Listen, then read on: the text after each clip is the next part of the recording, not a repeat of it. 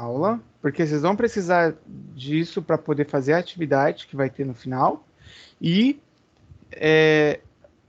entre eu relembrar o que a gente viu e essa atividade final, tem aí a correção do que vocês estão visualizando no slide, tá? Então, a turma vai chegando aí, vai acompanhando, e aí a gente aguarda, né? O Guilherme, seja bem-vindo, a Helena também, e tinha a Nicole, que eu acho que eu não tinha falado, tá? Então, bora aí nessa.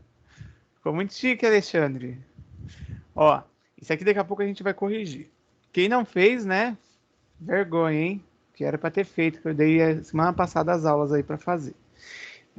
Geralmente eu coloco a aula dividida em 5 etapas, mas dessa vez ficaram 4 aí, tá? Por conta. Vocês vão trabalhar um pouco mais agora sozinhos.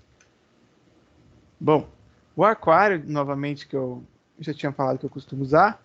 Na última semana, nós trabalhamos aí os objetivos do PCP, a evolução ligada à área, o conceito, tá? Ligada à administração aí da produção, ao planejamento, programação e controle da produção. Lembrando que dentro da logística, né, dentro da área logística, a produção, a organização aí, o planejamento, ele faz parte de uma tarefa principal, porque a gente já tinha até conversado mais 2 aulas para trás, porque uma empresa, para que ela possa ter retorno financeiro, ela precisa ir da área da produção, certo? E aí todo um sistema produtivo vai envolver logística, porque é a melhor forma que você vai fazer para produzir, qual é o método, a questão do abastecimento, a questão de compra, o suporte que vai precisar para garantir o sistema funcionando. Até nesse sistema, vocês devem lembrar, eu acredito, que a gente viu sobre os inputs lá, que já até na aula de tecnologia também eu falei, tá? Que faz parte aí, o que fazem parte da organização.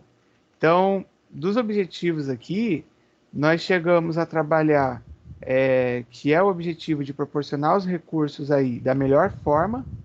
Claro, esses recursos, como matérias-primas, estoque, vão chegar para auxiliar na produção, para entregar a quantidade esperada no momento certo, tá? Porque tem empresa que às vezes não tem um bom departamento de compra aí, ou até mesmo no planejamento da produção, e acabam se complicando porque compra mais do que a demanda vai comportar, se endivida e aí a vida da empresa em si já começa a complicar. Ainda mais agora, né, que você não pode prever fazer muito estoque porque de repente o governo muda tudo e você está com seu estoque parado e já era. Um monte de gente.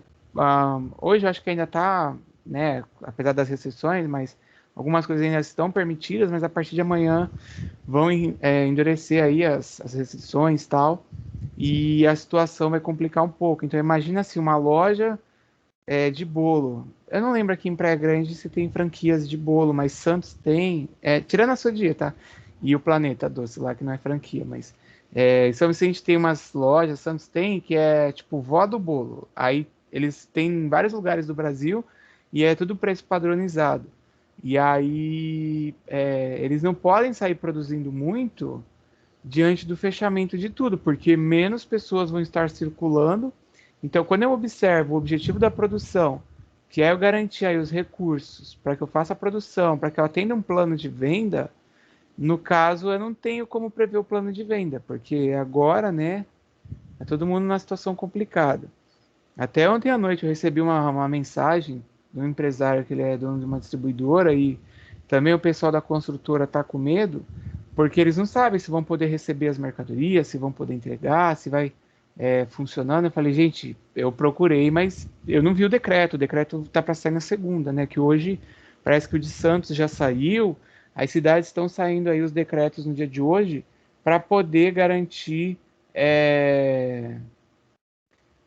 tipo, a certeza do que vai funcionar e do que não vai funcionar. Então tá bem complicado mesmo, como é que vão ficar as coisas.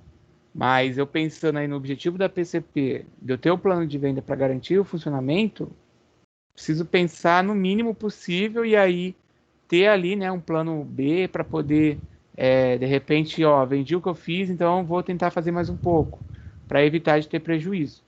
Vamos chegar nisso aí já, o Alexandre, porque esse do Kanban da Toyota não entra aqui nesse aquário, aqui nessa revisão, mas entra na pergunta, né? Que eu acho que é por isso que você está perguntando. Ai, Alexandre, calma que a gente vai chegar. Ó, até lembrando, né, da última aula, a gente viu que o PCP aí, que é o Planejamento e Controle da Produção, dentro dos objetivos ou do seu funcionamento, a gente tem várias áreas envolvidas. Então, a engenharia do processo, qual que vai ser o roteiro de fabricação, o lead time, que eu já falei, que é o tempo lá, a questão do produto, design, engenharia, a qualidade que nós teremos, a manutenção dos equipamentos programadas, a questão do plano de vendas que eu falei agora do marketing, tá aí também com os fornecedores.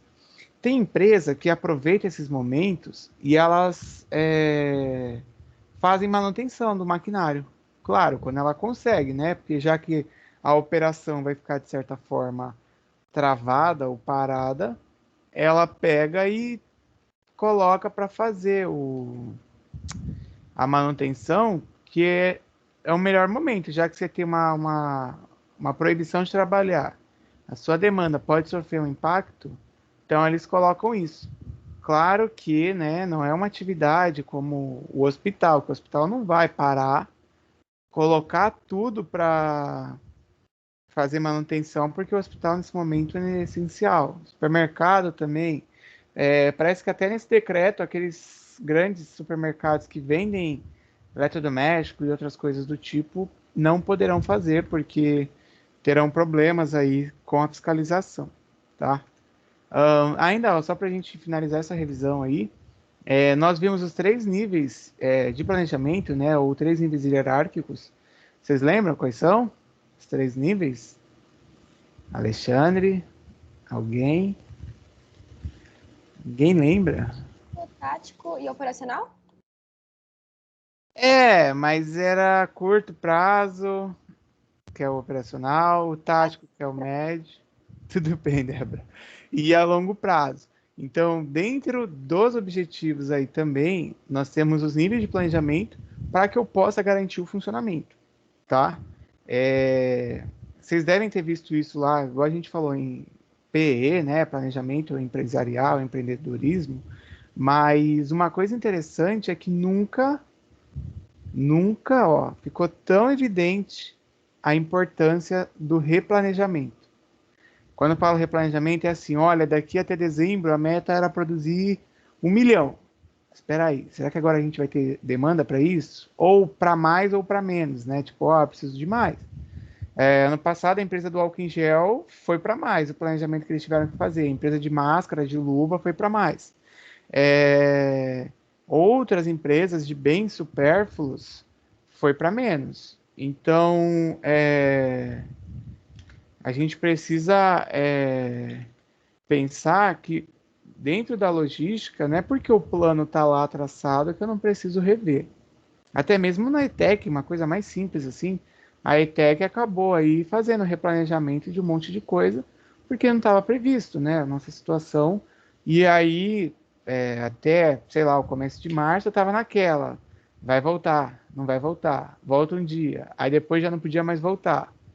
E tudo por conta de fatores externos, tá? Eu não sei se vocês estudaram as 5 forças de Porter, mas nela são 5 elementos que afetam a empresa, tanto positivo quanto negativamente, e são elementos externos. Chegaram a estudar isso na aula de introdução à logística? Ou não? Hã? Ninguém? Eu não lembro, professor. Não Se me a gente recordo chegou. de ter estudado esse tema. Calma aí, agora a Laisla ou Gustavo, sei lá, alguém tinha falado junto. Eu também não me Fui recordo, eu, não. Laisla e o Gustavo. E não lembra também. Tudo bem. Eu vou só Também falar não. para a gente avançar nessa revisão, porque entra nisso que eu falei aqui, do fazer o planejamento e você se reorganizar. As 5 forças de Porter, elas são forças do mercado que afetam dentro do negócio. E aí, um exemplo, tá? Tem uma imagem que eu sempre uso para mostrar nas aulas. Depois, se você quiser lá no site, que tá o nome, que eu vou colar a imagem, tem lá tipo um passo a passo, tá explicando. As forças são, primeiro, a ação aí dos concorrentes, que pode te afetar.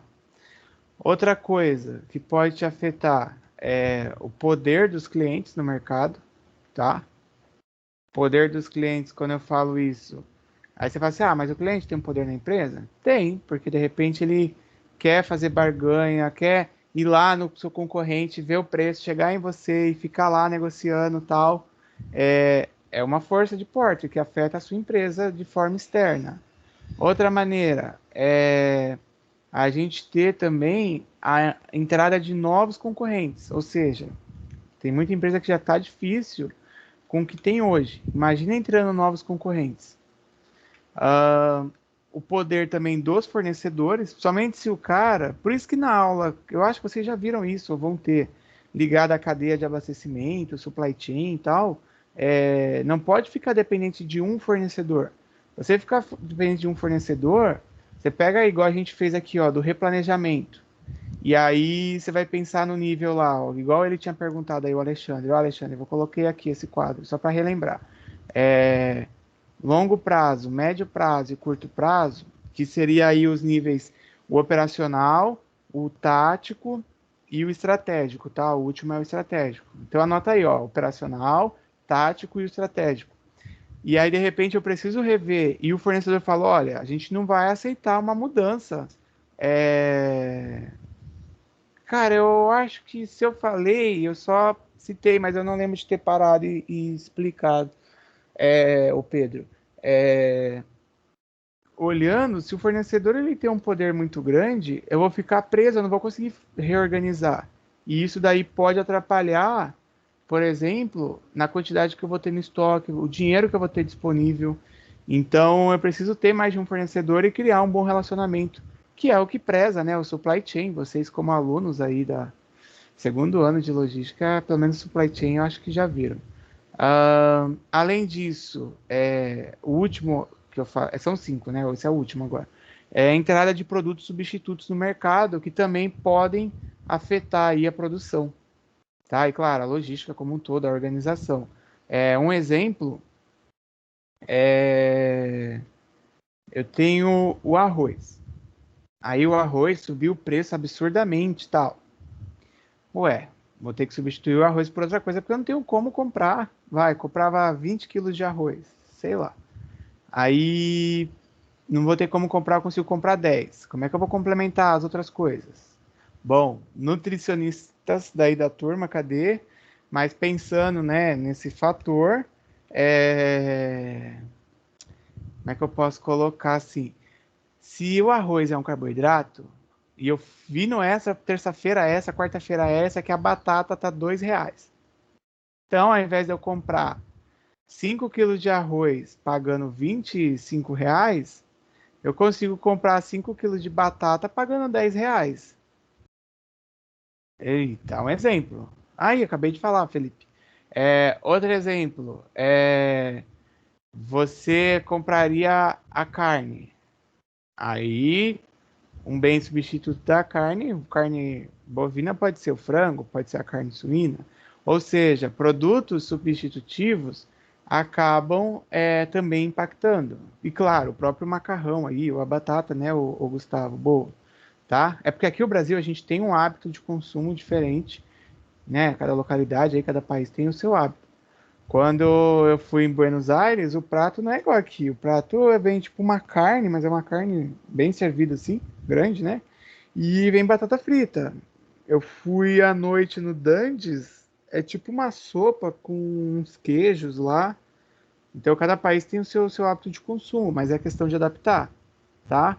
E claro, vamos pensar numa moto. A moto é tradicional no mercado brasileiro, a Honda tal. Beleza, é um dos mercados que mais cresce aí. Ah, mas tem que pagar documento, tem que pagar IPVA, tem que ter habilitação. Tá. Aí de repente vem lá um Xing Ling, um Xiaomi da vida, e o cara desenvolve um patinete elétrico que você não precisa de documento, você não precisa de habilitação, não precisa ficar fazendo todo ano lá IPVA, essas coisas. É um produto substituto? É. Pode impactar e afetar? Pode. Claro que não, né? Nesse momento, pelo menos aqui na região, em grande escala. Eu vejo mais em Santos. Aqui em Praia Grande, gente, acho que tem duas pessoas só que eu costumo ver, que é o horário que às vezes eu saio do escritório e volto para o apartamento, na Kennedy passando de patinete elétrico. Eu vejo uma moça e um rapaz. Não sei aí se vocês têm costume de ver, mas são geralmente os mesmos que eu vejo passando no horário, claro, que eu estou voltando. Agora, Santos é mais comum, São Paulo também é muito mais comum. Ou seja, é uma força externa, mas que pode impactar o mercado de moto. E aí cabe os caras, né, do mercado de moto, sei lá, pegar um exemplo, lançar também uma linha de patinete elétrico. Eu acho que eu comentei com vocês que é, a Renault, a montadora de carro, ela criou lá o patinete elétrico, ela tá vendendo. Eu comprei meu carro no final de 2019. E eu tinha ido na Renault, aí eu olhei lá e falei, nossa, esse patinete é o quê? Quando o cliente comprar o carro é brinde? Ele falou, não, a Renault agora está entrando no mercado de patinete. Ou seja, desde o final de 2019 já tinha. Claro que outras marcas já vendiam, né? Mas a empresa de carro está vendendo. Ah, você é de São Vicente, Gustavo? Gustavo colocou aí, ó, Santos bastante. Quando eu tô na Paulista ali, eu vejo bastante. Na Paulista tem muito, cara. Boa, salve aí pro Caio Amado, prefeito de São Vicente. Bom, então, ó, para finalizar essa revisão logo, porque eu tive até que sair um pouco da revisão e explicar um assunto novo, que eu achei que vocês já tivessem visto, porque esse negócio assim com força de Porter, eu vou ensinar na aula de introdução à logística para os alunos do primeiro ano, na semana que vem. Então, eu achei que vocês soubessem. Ah, verdade, eu dei aula para ela, para a Catrine. Mas ela ia de carro também no final do curso, filha da mãe. A única aluna do ensino médio que chegava de carro na aula. Engraçado, ela estacionava lá, era um carro vermelho palio. E aí o povo tudo chegando de bike, ela chegando de carro, porque ela já tinha 18, tinha tirado a carta. Bom, ó, a longo prazo aí, a médio, a curto, em resumo eu tenho o plano de programação da produção, tá? Que ele tá ali a médio e a curto prazo, ó, ele tá aqui, ó, a médio e a curto prazo. E aí o plano mestre da produção, ele vai seguir o que aqui a longo prazo, ó, o planejamento de recursos, tal, até a questão dos tipos de produto foram desenvolvidos. Então, cada planejamento é baseado em algo maior que foi definido anteriormente, tá? Isso aqui eu expliquei na semana passada, quando a gente falou aí dos níveis hierárquicos. Também a gente falou da previsão de demanda, onde, óbvio, né? Igual a gente acabou de comentar sobre reorganizar ou repensar aí o que as empresas fazem. Na previsão de demanda, eu preciso pensar qual é a previsão. Tem empresa que trabalha por período mensal, por período semanal, ou até mesmo anual aí, um pouco maior. Então eu preciso pensar qual é a previsão de demanda. Não é, né, cravado, tipo, ó, vamos vender 1 milhão. Posso botar como meta, apertar os promotores, né? As empresas de alimento colocam promotores nas lojas e tal, mas não quer dizer que eu atinja. Pode ser que eu até passe, mas é a previsão, então eu preciso também estar preparado para a demanda, para mudança, igual aí o exemplo que eu dei já sobre essa questão da pandemia. O planejamento mestre da produção, que foi um outro tópico que a gente trabalhou na semana passada, ele é o que a gente tem assim como o plano principal para eu poder colocar e produzir, tá? Lembrando que ele varia aí de 4 a 12 meses. Então eu faço esse planejamento, vou atingir as metas e aí com isso eu consigo manter a minha produção nos conformes ou no padrão esperado, tá? E claro, também nós falamos até, eu coloquei aqui produção sem repetição, mas isso daí era da outra aula sobre os tipos de produção, que eu até dei uma relembrada na semana passada. Produção em lote, produção em massa, produção sem repetição, beleza? E aí finaliza. Tudo bem? Deu para relembrar, né? Não sei se todos estavam na aula aí. Teve um aluno que entrou sexta-feira e ele não entrou hoje de novo. Só esqueci o nome dele. Mas ele estava aqui, ele até falou que eu tinha comentado.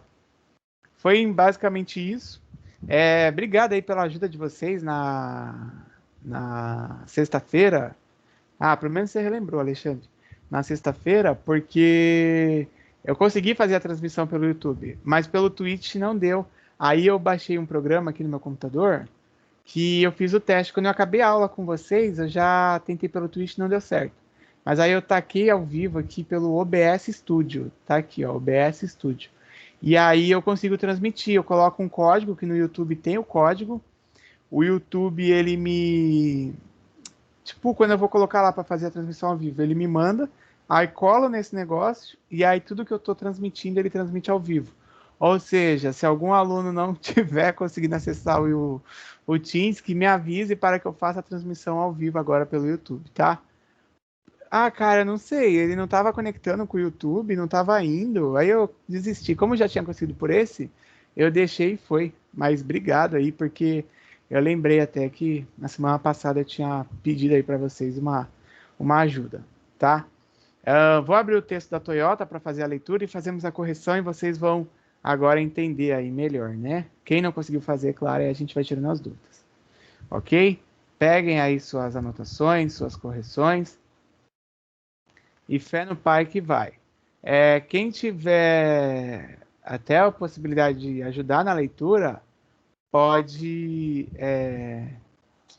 me ajudar aí para a gente começar a ler. Vou colocar aí na tela. Ó, correção do texto, que são as perguntas. Eu vou deixar aqui a primeira, mas são aquelas 5 perguntas que eu já tinha falado. Então, a primeira é como o benchmark pode ser aplicado ao processo produtivo. Antes de começar a responder, vamos abrir o texto do Word aqui. Pronto, vou deixar um pouco maior para quem tiver pelo celular aí. Alguém se habilita aí a ler o primeiro parágrafo? Alexandre, Gustavo?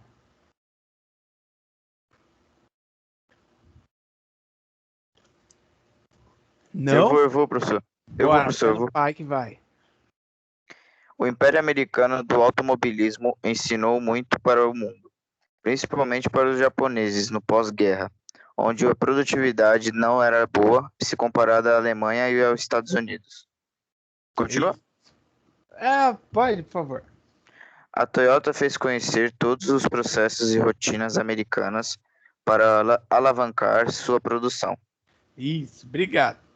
Então, ó, eu até quando eu li semana passada esse texto, acho que ficou gravado, hein? Eu havia feito comentário aí sobre o texto e tal. Primeira pergunta é como o benchmark pode ser aplicado ao processo produtivo.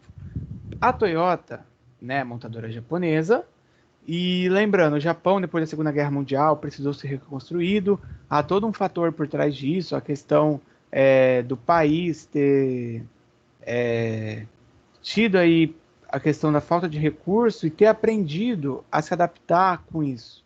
Então, a Toyota, o que ela desenvolveu a ideia? Do benchmark, que foram até lá, estudaram as empresas americanas, porque eles tinham uma alta produtividade, e aí voltaram para lá e aplicaram esses conceitos, claro, de forma melhorada.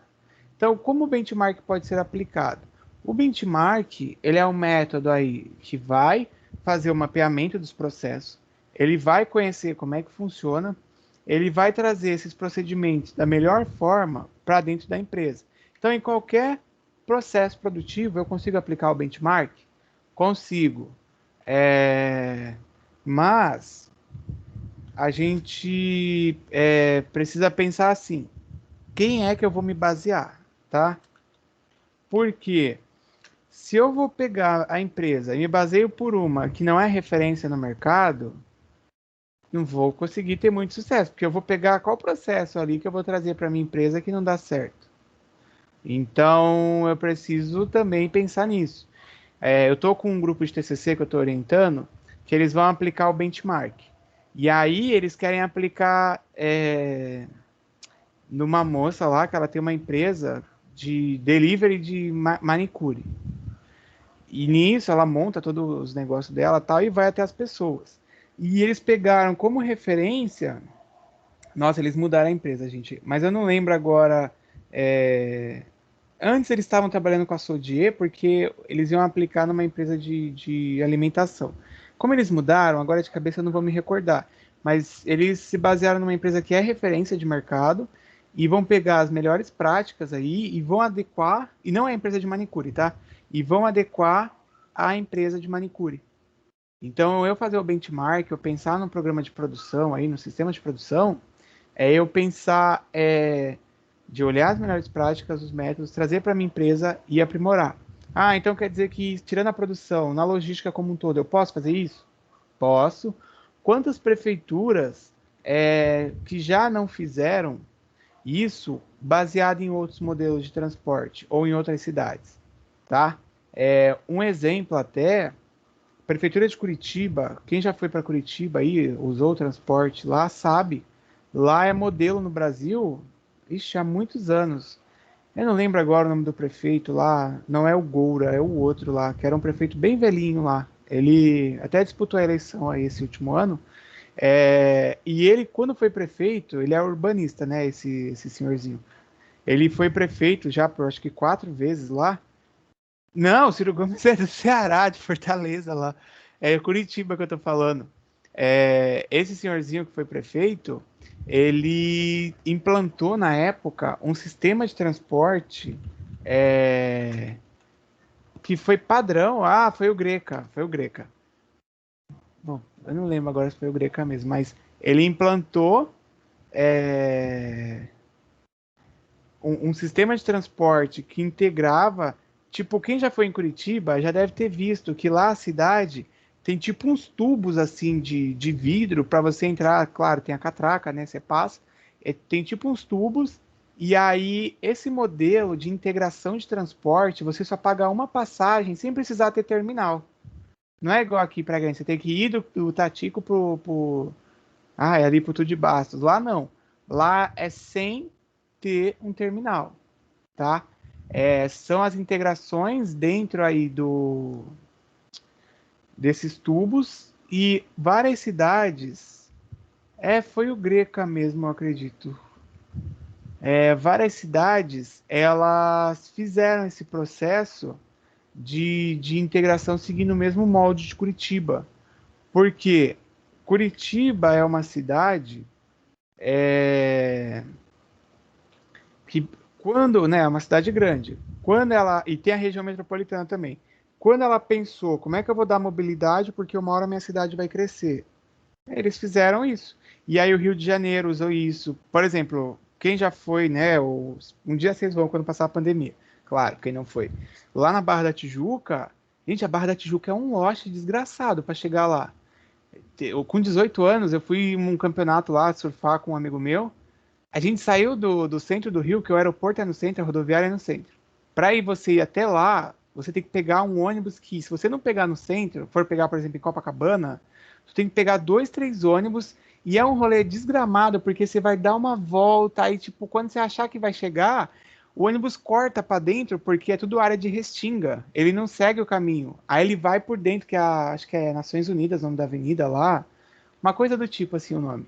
Na Avenida das Américas. E aí ele corta um trechão, que você passa até pelo estádio do Botafogo, do Engenhão, para chegar.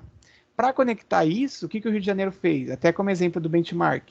Eles usaram um modelo que é o BRT e usaram também esse modelo desses tubos, porque isso facilita a integração dos processos. Entendeu? Então, o benchmark pode ser aplicado aí nas diversas. Ah, agora é mais difícil, Pietra, mas antes sim. Então, o benchmark pode ser aplicado não só na produção, não só aí na logística, mas em diversas áreas, tá? Isso daí respondendo a pergunta número 1. E a Pietra vai ler a continuação do texto. Pietra, vamos ouvir a voz da Pietra, porque eu não sei se a Pietra fala. Pietra, cadê você? Mas é um ônibus? Então, Pedro, em Curitiba, tipo, vários ônibus, você quer ir de um lugar para o outro, você pega num lugar, você desce dentro desses tubos e aí você integra para outro ônibus, para outro lugar, sem precisar pagar passagem. No Rio, o BRT, que é aquele veículo mais comprido, vamos supor, a estação do metrô, ela vem lá do centro e ela vai até acho que é a estação Oceânica ou Atlântica, acho que é a Oceânica. A Oceânica é a última estação.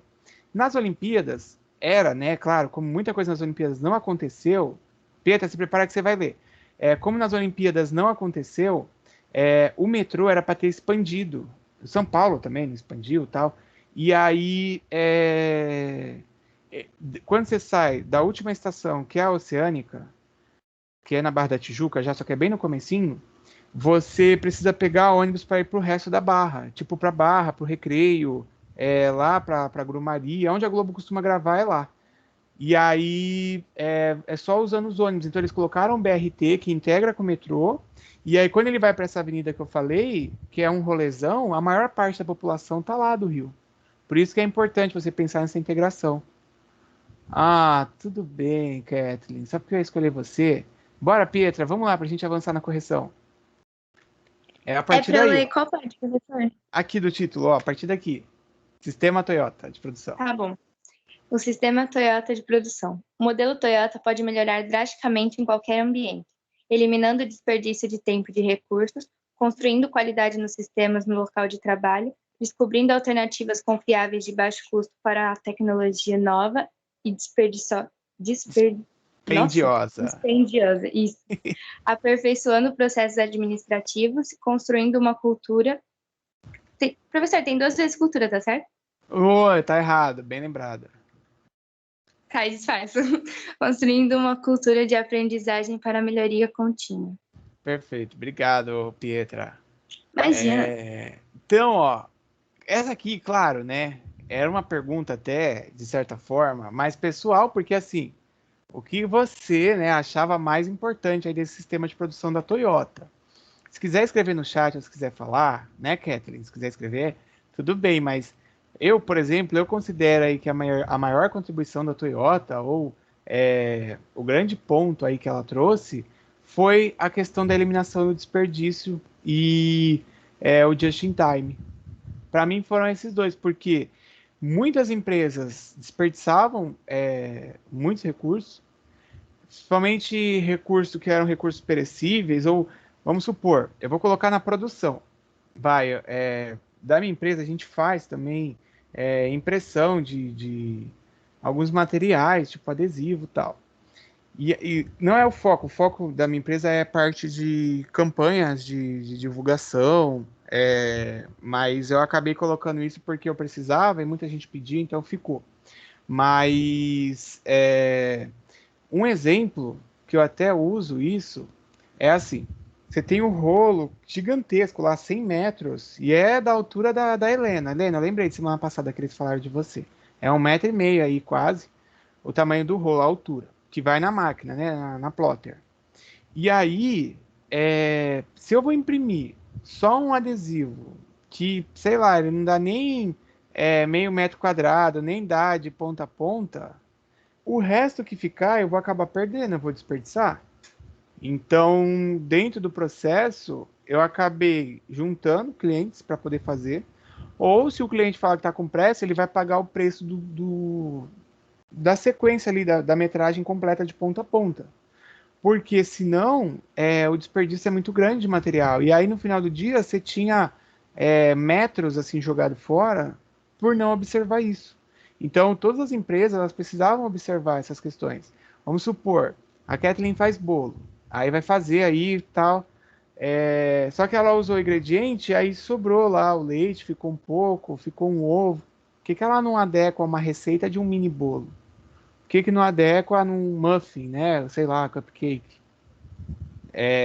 Se toda a empresa conseguisse aplicar essas práticas da Toyota, elas iam conseguir melhorar aí essa questão de custo. E aí entra até numa outra área da logística, né? Fugindo da produção, mas que tem relação à questão de custo. Você melhora o seu processo como um todo, tá?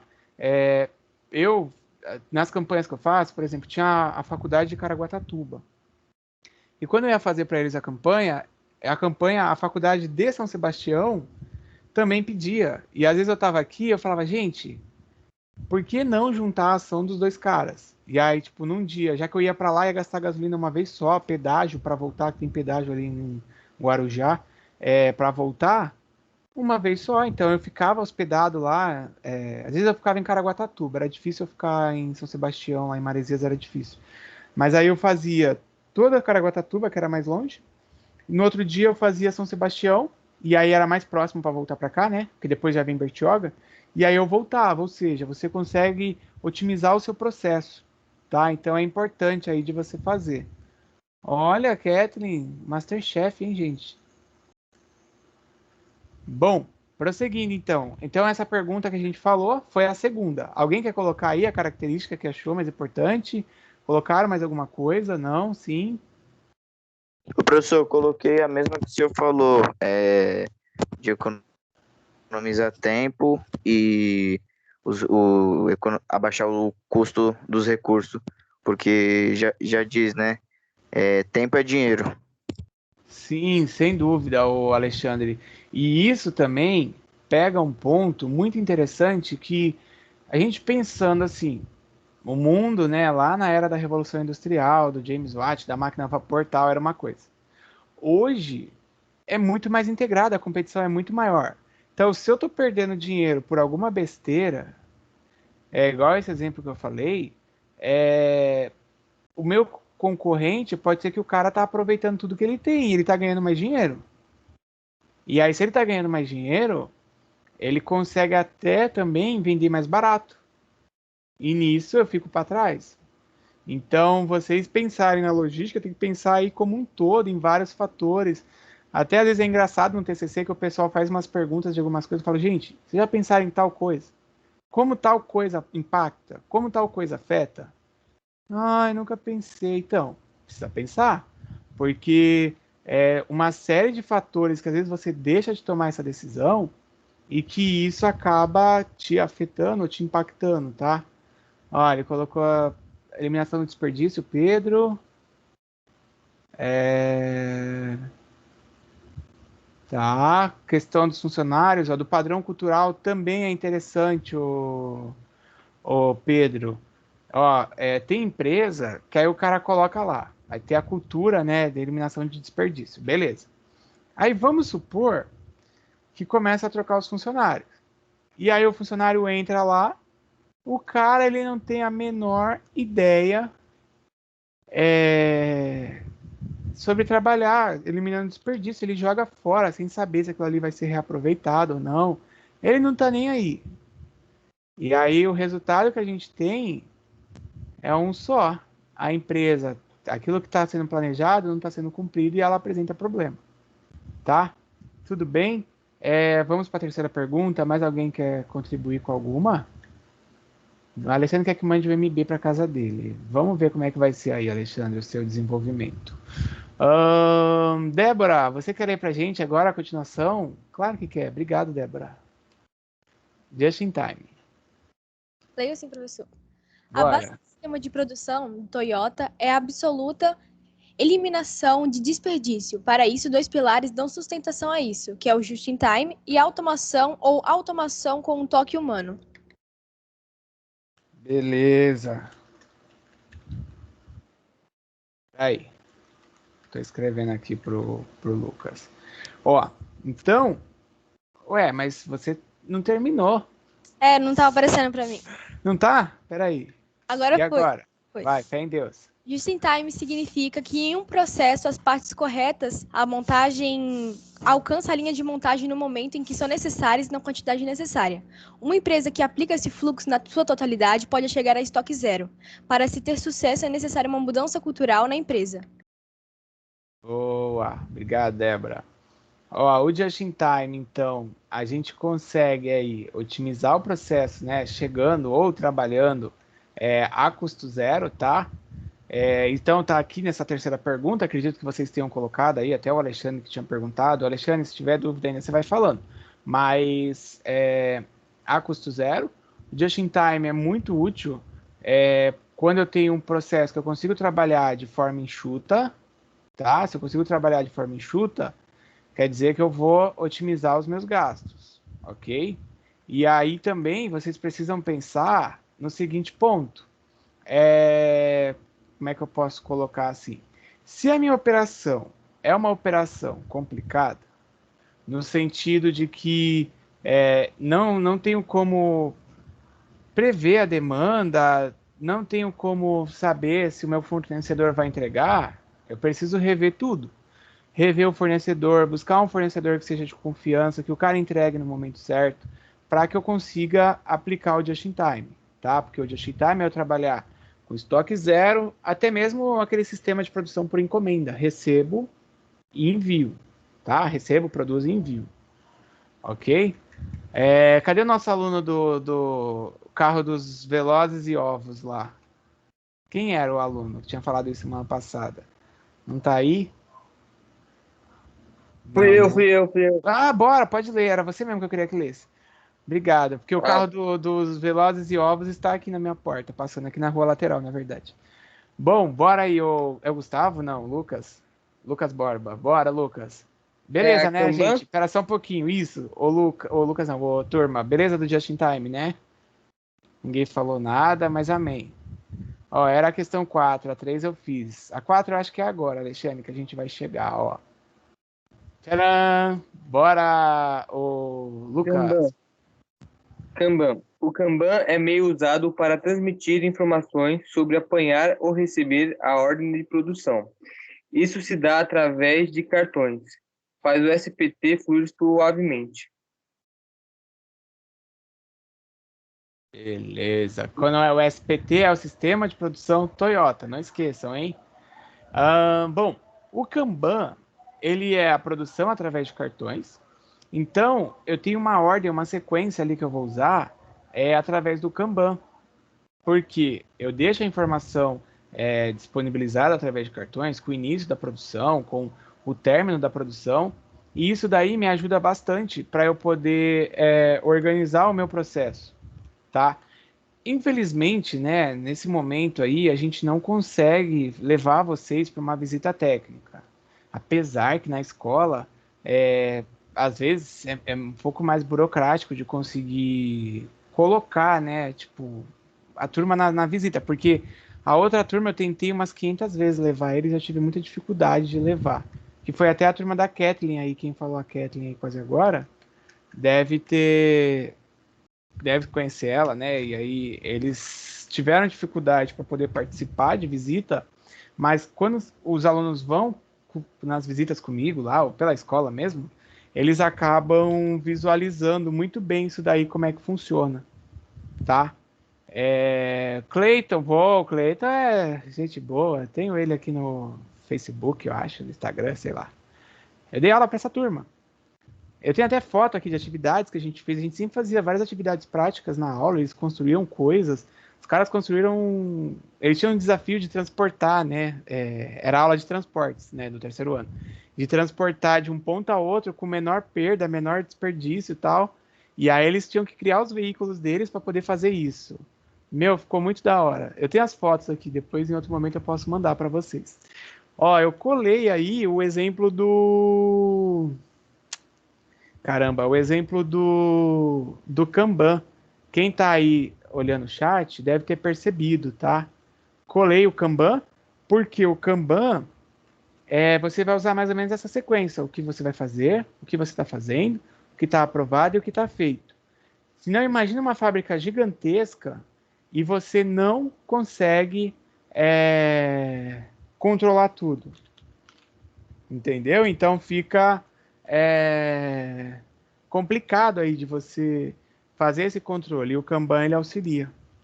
Claro que nem todas as empresas conseguem também, né, fazer esse controle, porque é tão bagunçado que não rola a coisa toda. Ok. Podemos continuar? Respondeu aí como o Kanban pode ser aplicado, não só na produção, mas na questão de transporte. Imagina esse quadro aí que eu colei. Espera aí que eu vou colocar esse quadro aqui na porta da sua casa, junto com os Léo Ovos e Furiosos. Espera aí. Vou colar o quadro do Kanban, que eu já deixo ele mais visível para todos da nação. Ó, ele nasceu aqui no próximo slide. Pensa assim, ó. eu tenho uma atividade ligada a transporte. Então, o que fazer? Transportar. Beleza. Aí, já foi começado, foi iniciado esse processo? Houve a separação para a expedição do que vai ser transportado. Beleza. Tá tudo conferido? Tá tudo aprovado? Sim. Então, bora transportar. Foi transportado? Ok, já era e vai com Deus. Você pode também aplicar isso nas atividades logísticas, tá? É claro que cada empresa depende. Não tá aparecendo? Oh meu Deus, viu? Eu tô. Peraí. Eu tô no Word. Por isso que vocês não estão vendo. É que eu tô nos dois aqui, na verdade. Desculpa. Ó, de novo. O que fazer, né? Transportar lá, mercadoria. Aí aqui o fazendo. Vou fazer a separação e a expedição, tá? Então, foi conferido, a aprovação foi conferido, faça a expedição, ou seja, faço o envio, e aí no feito eu envio o material. Beleza? Agora deu, né, o Pedro, para ver. Então, o Kanban pode ser aplicado nessa sequência. Ok? Todo mundo? Ok. Agora sim. Beleza. Cadê a Pietra? A Pietra foi embora, gente? Pietra, você foi embora? Meu Deus, a Pietra foi embora, gente. Bom, vou ver a última pergunta para a gente poder finalizar isso. A última pergunta, até aproveitando, né, que vocês estão aqui comigo, vamos aí para a última pergunta. Explique se é possível associar o sistema de produção com logística. A gente vai ler o final. Deixa eu voltar para o Word, porque parou aqui na parte da automação com o toque humano, que é o último trecho. E quem vai ler, quem que se habilitou aí a ler mesmo? Ninguém? Catherine? Não. Andressa, é você, porque a Catherine não pode falar. Vai, gringa. Vai gringar. Da França. Santana. Gente, a Andressa não tá, ela saiu. Andressa. Oxe, a foto dela apareceu aqui, professor, pra mim. Mas ela não consegue falar. Então a Laisla, vai lá, Isla. Oi, professor. Oi, tudo bem? Pode ler esse final, por favor? Qual? Desculpa. Automação com toque humano. Automação. Peraí, imagina não tá abrindo. Automação com toque humano. A Toyota dá ênfase a máquinas que podem evitar problemas de erros de produção e falhas. Todas as máquinas são equipadas com função de parar, onde do momento da inconformidade, ela para e nessa hora o fator humano dá seu toque, evitando grandes perdas. Boa, obrigado. Então, a gente pensar na automação com o toque humano, eu também, na semana passada que eu expliquei o texto, eu tinha citado. A gente consegue fazer o uso de máquinas, uso de tecnologia, mas as pessoas ainda assim fazem parte da fabricação, porque elas vão acompanhar. Caso dê algum erro, alguma falha no processo de fabricação, o funcionário vai lá e para. Ele pausa o processo. Por quê? Senão, a questão do controle da qualidade, a conformidade, se perceber que não está rolando, ele acaba aí intervindo, ok? E esse intervindo passa pelo toque humano.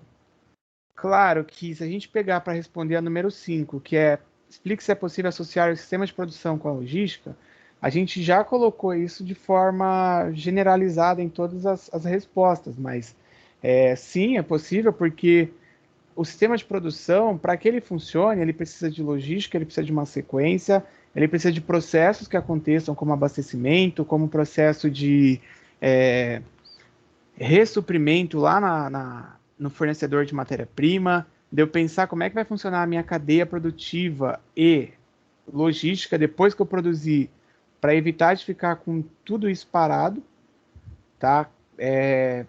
Eu não lembro de ter lido notícias aí das empresas ano passado que fabricam ovos de Páscoa que tiveram problema.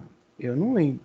Pode ser, né, que com o absurdo do preço que eles cobram nesses momentos aí prévio aí a Páscoa, eles já consigam ganhar uma lucratividade boa e depois eles, como é que eu posso colocar? O que ficou para eles, apesar de ser perda, mas ficou porque eles já ganharam ali o que eles esperavam. Então, pensando, né, até, tipo, como é que eu consigo fazer essa associação? A logística está presente em todos os processos. Eu vou voltar na 4 aí por causa de você. Acho que foi o Pedro que escreveu, o Felipe. Tudo bem na 5? Tudo bem na 5. Ah, a 4 é do Kanban, né? Deixa eu tirar do texto aqui, porque o texto já foi. Ô, Pedro, você quer que eu fale da 4?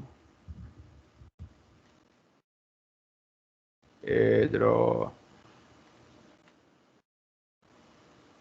Eu vou falar de novo da 4 por causa do Pedro. Se você quiser, eu escrevo aqui no chat enquanto eu falo também. Oxe, que aqui a gente faz isso. Não tem problema, não. Se quiser, eu coloco.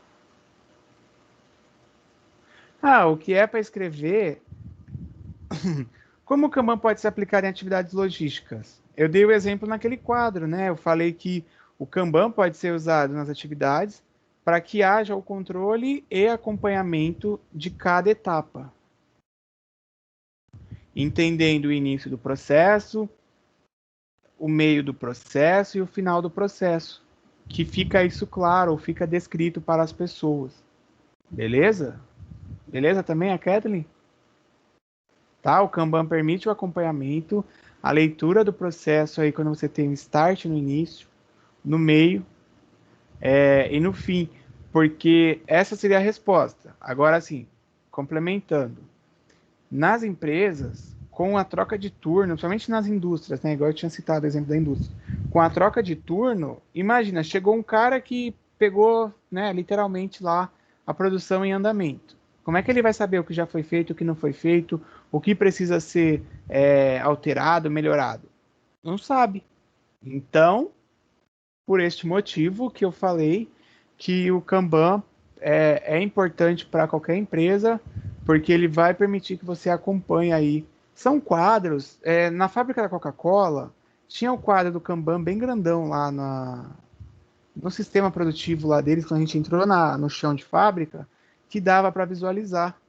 E aí todo mundo tinha ciência. Na empresa que a gente foi, que era a Carbocloro, mesma coisa. Na Carbocloro também o pessoal tinha ciência. Porque tava lá a instrução e na Carbocloro ela tem dentro da planta, né, ou seja, da fábrica, ela tem módulos que vão passando aí a produção, onde o cloro passa por tubos, por dutos, e aí tem uma parte que tem funcionário que faz o controle lá, tem outra parte que eles fazem a testagem, tem a questão do rejeito. Não sei se já ouviram falar de rejeito. O rejeito é quando vai ser descartado ali após a produção.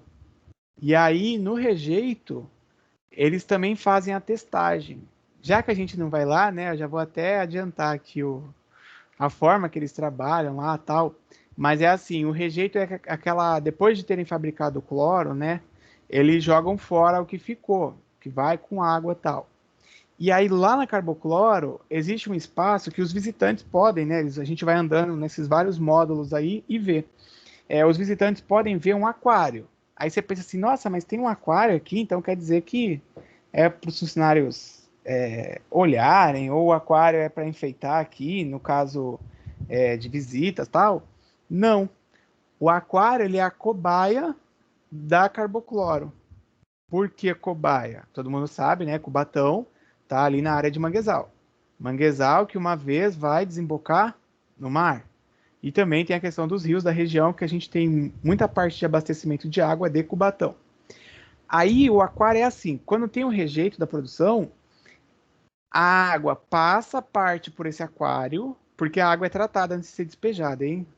Frisando isso, tá? Ela é tratada. E aí a água passa por esse aquário e vai seguindo o fluxo para ser despejada. Só que imagina assim, Alexandre, tem lá uns 10, 15 peixes. Morreu um peixe. O que tu acha que vai acontecer?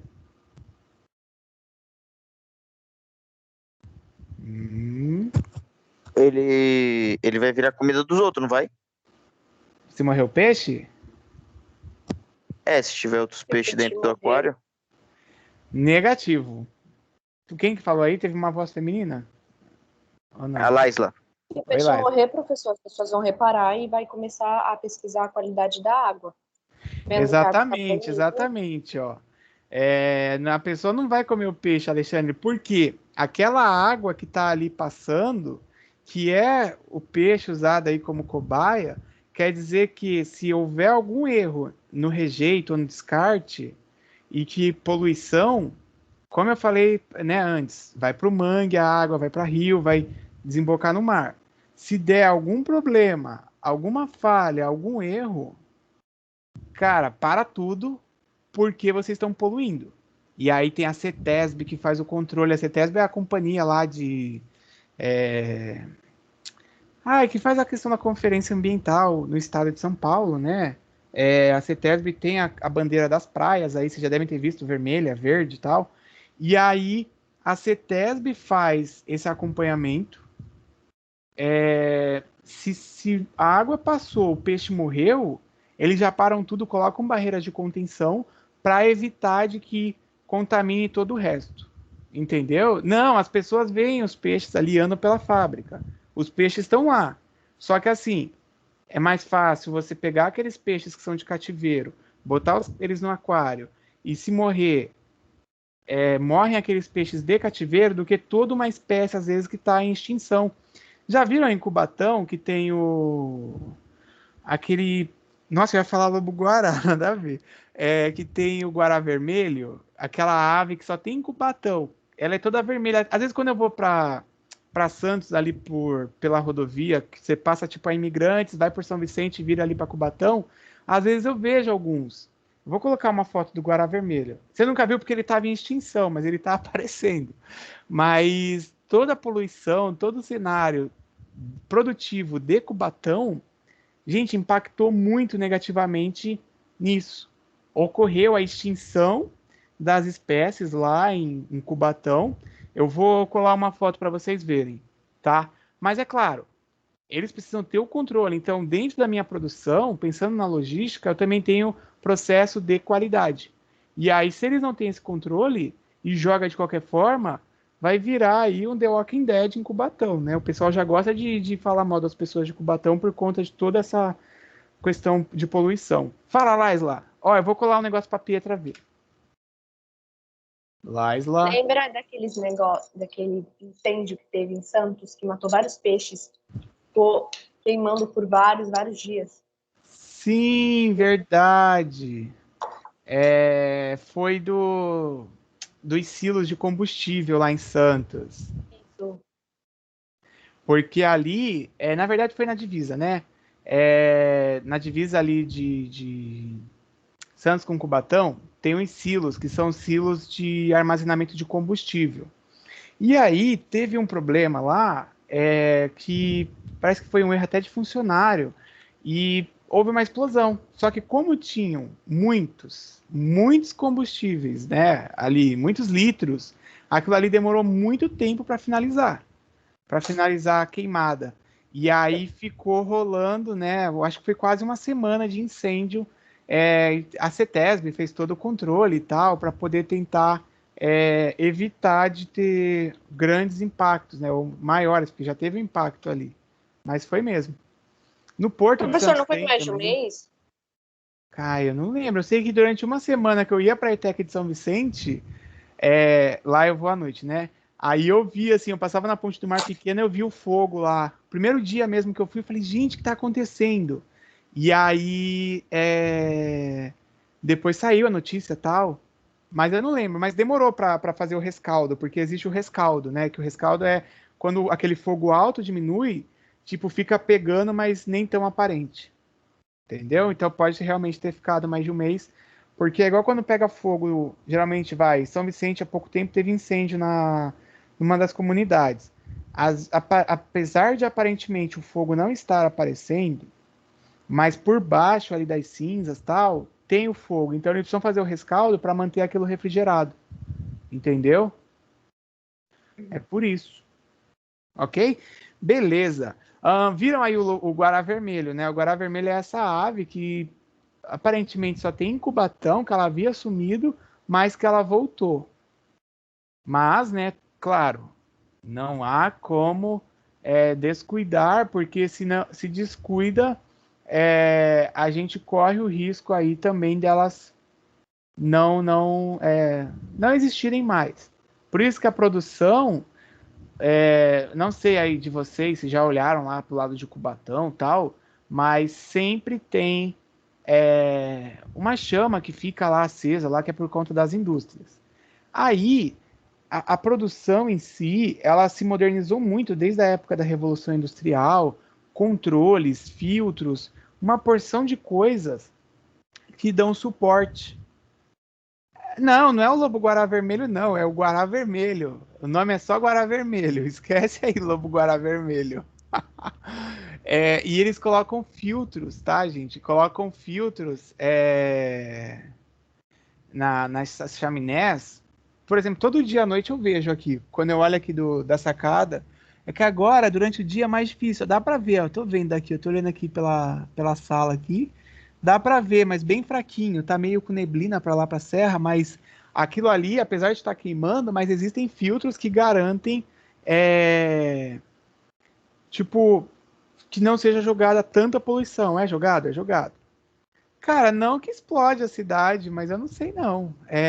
Eu sei que se parar a produção lá, para eles reativarem aquele forno, eles vão demorar muito tempo, tá? Ué, eu moro perto onde o Gabriel Macerino morava, perto da escola, na aviação. Beleza, beleza? Bom, então, ó, deixa eu ver, eu tô no slide, né? Era isso, as perguntas, e agora a atividade é com vocês. A atividade, já respondo todo mundo aí. A atividade, ela tá aqui no Teams, ela já saiu, uma atividade para menção e frequência, que é baseada nas aulas, e claro, com isso que vocês responderam, também vocês vão conseguir fazer. E aquela atividade de pesquisa que vocês entregaram, e aí eu vou ficar à disposição, porque até o horário do almoço, eu vou ficar aqui dando já o feedback para vocês da atividade de pesquisa. E aí, claro, quem for já fazendo essa, eu também já dou a menção. Tudo bem? Porque aí facilita para vocês, né? Haha. Que aí vocês já fazem e eu já dou aqui a menção. Ok?